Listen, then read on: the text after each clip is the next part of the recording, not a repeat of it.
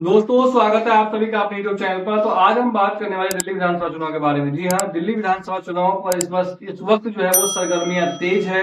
आम आदमी पार्टी हो, चाहे कांग्रेस हो या बीजेपी हो, सभी अपने अपने रणनीति बनाने में जुड़ चुके हैं। और यहाँ पर जो है सत्ताधारी पार्टी आम आदमी पार्टी जो है उन्होंने अपना कैंडिडेट का घोषणा भी कर दिया है।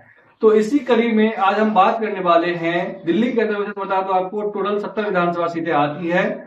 तो उसी कड़ी में आज हम बात करने वाले हैं शालीमार बाग विधानसभा क्षेत्र के बारे में। जी हाँ, शालीमार बाग जो है वो 14वें नंबर पे आता है 70 विधानसभा सीट में से।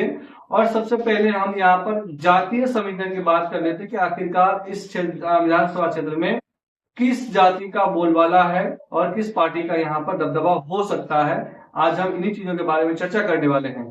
तो हम पहले बात करें शालीमार विधानसभा का जो कास्ट डाटा है उसके हिसाब से देखा जाए तो बनिया जो है वो 16% है। बनिया वोटर्स, हालांकि माना तो जाता है कि बीजेपी का कोर वोटर्स है, लेकिन बनिया वोटर्स क्योंकि अरविंद केजरीवाल जो है वो भी बनिया जाति से ही आता है, तो ऐसे में बनिया जाति का जो वोटर्स है वो बढ़ता है, डिवाइड हो जाता है 50-50 या जो कहता है 60-40 का हो जाता है। तो मुझे लग रहा है बनिया वोटर्स जो है शालीमार बाग में वो 16% है, 16%। उसके बाद ब्राह्मण वोटर्स 9% है, जो कोर वोटर्स माना जाता है बीजेपी का। हालांकि विधानसभा चुनाव में 2 बार से उल्टा हुआ है, ब्राह्मण वोटरों ने आम आदमी पार्टी को सपोर्ट किया है। उसके बाद मुस्लिम वोटर्स 5% है। अब ये किसके खाते में जाता है, कांग्रेस या फिर आम आदमी पार्टी, इन दोनों के बीच में ही जाना है। या तो 50-50 हो सकता है या फिर किसी एक में जा सकता है, ट्रांसफर हो सकता है। उसके बाद अगर हम बात करें पंजाबी वोटर्स, तो पंजाबी वोटर्स 9% यहाँ पर है। सिख वोटर्स जो है वो भी लगभग 6% यहाँ पर मौजूद है। पंजाबी और सिख वोटर्स का झुकाव हमेशा से आम आदमी पार्टी या फिर एक समय में कांग्रेस में हुआ करता था, अभी आम आदमी पार्टी की तरफ झुकाव है, लेकिन इस चुनाव में थोड़ा सा उसका रुख मुड़ता हुआ दिख रहा है। और इस बार जो है कैंडिडेट बीजेपी का अच्छा रहा, तो मुझे लग रहा है शालीमार बाग में पंजाबी और सिख वोटर्स जो है वो बीजेपी की तरफ ही जा सकता है। लेकिन यहाँ पर टोटल डिपेंड करता है कि कैंडिडेट सिलेक्शन का। उसके बाद एससी वोटर्स जो है वो लगभग 22% है। और पूर्वांचली ओबीसी पूर्वांचली वोटर्स जो है अन्य जो है वो लगभग 33% है। ये पूर्वांचली वोटर्स ओबीसी वोटर्स जो है वही तय कर देता है कि इस बार विधानसभा चुनाव किसको जाना चाहिए जीत करके और किसको नहीं जाना चाहिए। अगर हम बात करें शालीमार बाग की वर्तमान विधानसभा, शालीमार बाग विधानसभा की, तो इस सीट में एमसीडी के 3 वार्ड आते हैं। एमसीडी के अंदर जो है सीट का 3 वार्ड आता है।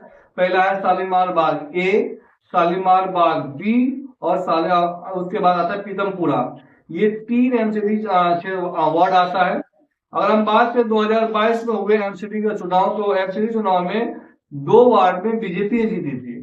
शालीमार बाग के 3 एमसीडी वार्ड में से 2 वार्डों में बीजेपी ने जीती थी और एक वार्ड में आम आदमी पार्टी ने जीत दर्ज किया था। तो ऐसे में यहाँ पर देखें तो बीजेपी यहाँ पर डोमिनेट करती हुई अभी नजर आ रही है। आप पिछले चुनाव परिणाम की बात करें विधानसभा की, तो 2013, 2015 और 2020 इन पिछले तीनों विधानसभा चुनाव में आम आदमी पार्टी ने यहाँ पर जीत दर्ज की। यानी पिछले 3 चुनाव से आम आदमी पार्टी यहाँ से जीतते हुए नजर आ रहे हैं, लगातार जीतते हुए आ रहे हैं। हैट्रिक जीता है यहाँ पर। 2024 जो अभी हुआ है लोकसभा चुनाव, अगर उसकी हम बात करें तो बीजेपी ने यहां से लगभग 40,000 वोटों का लीड लिया है। जी हाँ, 40,000 वोटों का लीड लिया है शालीमार बाग विधानसभा से। तो ऐसे में कुछ भी कहना यहाँ पर मुझे लग रहा है जल्दबाजी होगा, क्योंकि आम आदमी पार्टी ने तो अपना कैंडिडेट घोषित कर दिया है, कांग्रेस ने भी कर दिया, लेकिन बीजेपी ने अभी पत्ते नहीं खोले हैं। तो अगर हम बात करें प्रत्याशी की, प्रमुख प्रत्याशी की, तो आम आदमी पार्टी ने यहाँ पर अपने सिटिंग एमएलए वंदना कुमारी को ही उम्मीदवार बनाया है। यानी वंदना कुमारी पे फिर से भरोसा जताया है आम आदमी पार्टी ने।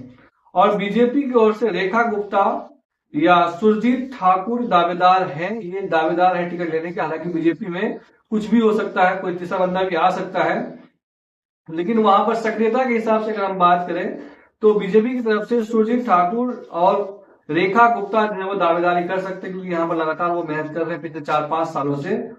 तो वही कांग्रेस ने प्रदीप जैन को अपना यहाँ से उम्मीदवार बनाया है। तो यहाँ पर देखने वाली बात ये होगी कि आखिर कौन जीता है। लेकिन यहाँ पर अभी समीकरण के हिसाब से बात करें तो मुकाबला काफी कड़ा है और यहाँ पर बीजेपी पत्ता खोलेगा तभी पता चल सकता है कि यहाँ पर कौन जीत दर्ज करेगा। लेकिन फिलहाल वीडियो अच्छी लगी है तो चैनल को सब्सक्राइब कर दीजिए। और आपको क्या लगता है कि यहाँ से कौन जीत दर्ज कर सकता है, आप हमें कमेंट के जरिए जरूर राय जारी कर सकते हैं।